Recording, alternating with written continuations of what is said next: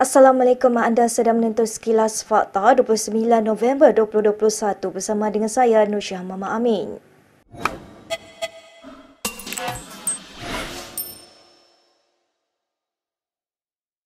Ahli Parlimen Gua Musang Tengku Razaleed Hamzah percaya kerjaya politiknya akan tamat pada pilihan raya umum PRU akan datang. Razaleed mewakili Gua Musang di Dewan Rakyat sejak 1974, merupakan perkhidmatan berterusan paling lama di Parlimen.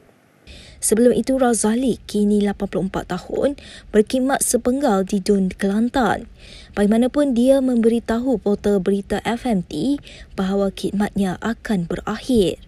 Razaleed berkata keputusan tidak bertanding itu masih terletak di tangan pucuk pimpinan parti. Katanya sekiranya dia akhirnya berundur, ramai dalam parti akan berebut untuk bertanding di kerusinya yang dianggap kerusi selamat. Baru-baru ini, pada tahun ini, namanya dikaitkan sebagai calon Perdana Menteri, tetapi dia turut mendapat kecaman kerana pembangunan kawasan pilihan rayanya yang lemah, khususnya berkaitan kebajikan orang asli di Gua Musang. Bekas Perdana Menteri Najib Razak memberi amaran bahawa Malaysia merupakan satu-satunya negara yang secara rasmi jatuh ke status kemelesetan ekonomi teknikal. Beliau berkata demikian dalam satu hantaran di Facebooknya semalam. Katanya kemelesetan teknikal bermaksud ekonomi mencatatkan pengecupan 2 suku tahunan berturut-turut.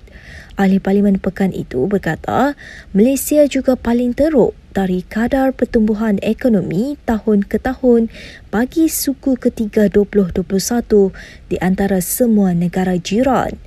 Merujuk kepada graf yang menunjukkan Malaysia mencatatkan kadar penurunan ekonomi sebanyak 4.5%, Najib yang juga bekas Menteri Kewangan itu mengaitkan situasi tersebut dengan kesan pelaksanaan darurat dan menggantung Parlimen ketika pentadbiran Muhyiddin Yassin.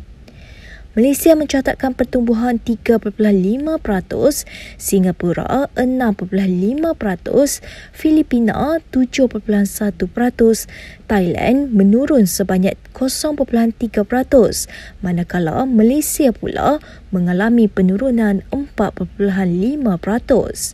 Tambah Najib, harga barang-barang juga menaik tinggi akibat lockdown separuh masa sehingga Setiausaha Agung DAP Lee Kuan Eng berpendapat yang sama. Baik, berita yang seterusnya.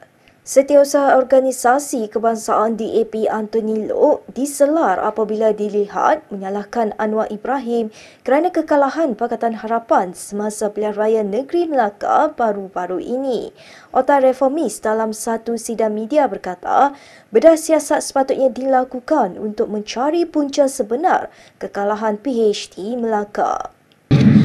Selaku Setiausaha Penganjur Kebangsaan DAP merangkap ahli Parlimen Seremban yang mencadangkan pengganti Datuk Seri Anwar Ibrahim sangat menghiris perasaan ramai pendukung-pendukung Pakatan Rakyat, terutamanya ahli-ahli Parti Keadilan Rakyat.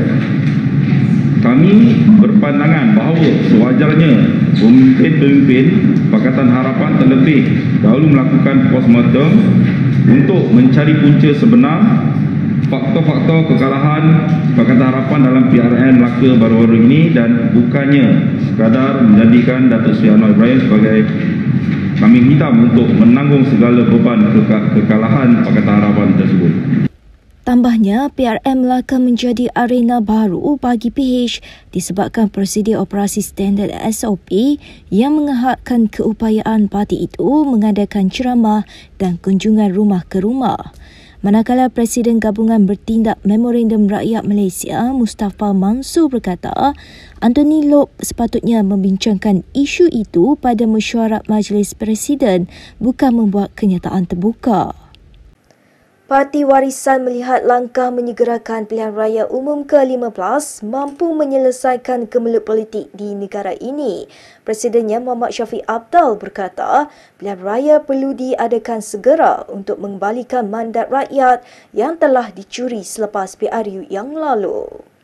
Beliau berkata negara luar seperti Kanada dan New Zealand juga boleh mengadakan pilihan raya. Malah pilihan raya negeri Sarawak dan Melaka juga boleh diadakan. Beliau berkata demikian bagi mengulas cadangan Presiden UMNO Ahmad Zahid Hamidi yang mahu membincangkan tarikh bagi menyegerakan pelaksanaan PRU15. Ahli Parlimen sempurna berkata, biarpun ada memorandum yang bersetuju Parlimen tidak akan dibubarkan sehingga Julai 2022, namun memorandum itu bukanlah perjanjian yang termaktub dalam perlembagaan. Maka pilihan raya boleh diadakan pada bila-bila masa asalkan kerajaan memerintah hari ini dan Perdana Menteri Ismail Sabri Yaakob mengumumkan pelaksanaannya. Mengulas lanjut, katanya, Warisan sentiasa bersedia menghadapi PRU15 kerana jentera parti baharu sahaja menghadapi PRN Sabah.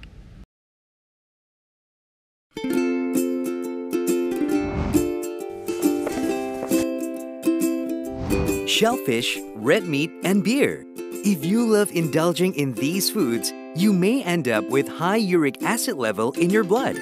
These foods consist high level of purine, a substance that will eventually break down into uric acid and be excreted through our urine. It is recommended that the amount of dietary purines should be kept between 600 to 1,000 milligrams per day.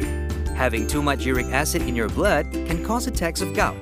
It can also cause kidney stones and blockage in the kidney. The crystallization of the excessive uric acid in your blood can be eased by reducing purine-rich food to only 100 to 150 milligrams daily, maintaining a healthy lifestyle, and consuming urinary alkalinizer like Ural. It consists of sodium bicarbonate, citric acid, and sodium citrate that increases the urinary pH and solubility of uric acid to prevent crystallization. Best of all, it's lemon-flavored and sugar-free. Ural, effective urinary alkalinizer. Neutralize your uric acid problem now.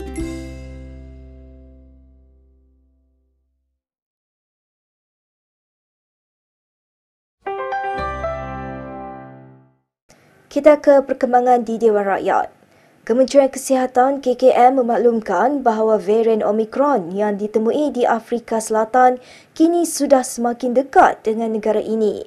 Menurut Timbalan Menteri Kesihatan 1, Dr. Nur Azmi Ghazali, varian itu kini sudah ditemui di Hong Kong dan rakyat perlu lebih patuh prosedur operasi standard agar varian itu tidak tembus ke negara ini.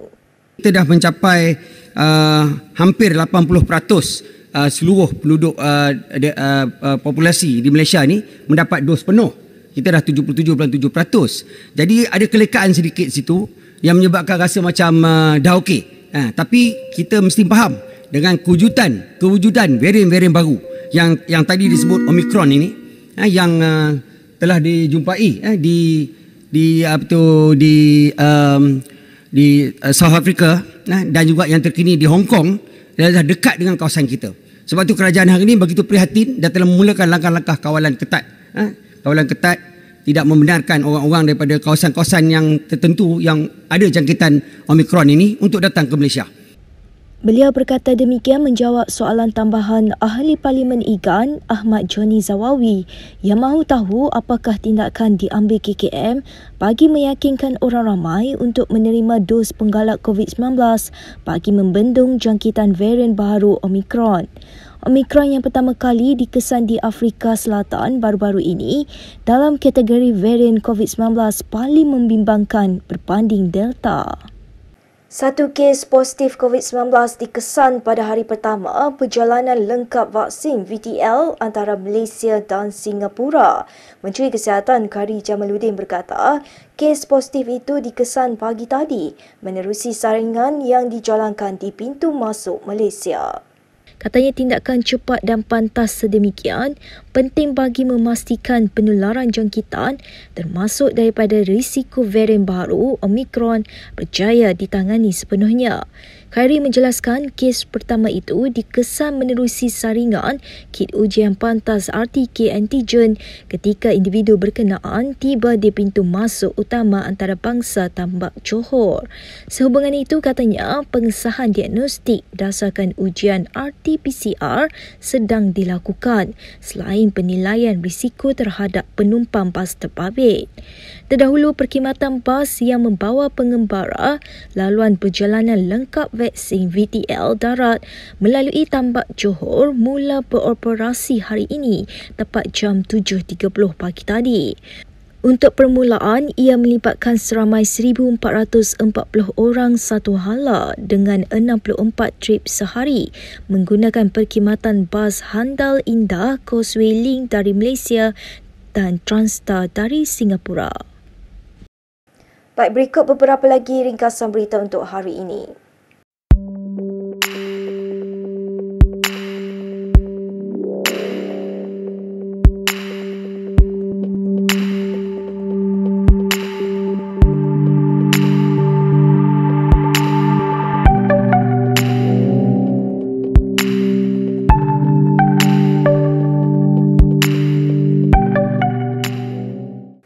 Sekian sahaja daripada saya, Nur Syah Mama Amin, untuk Sekilas Fakta. Untuk lebih banyak berita, anda boleh melayari kinitv.com.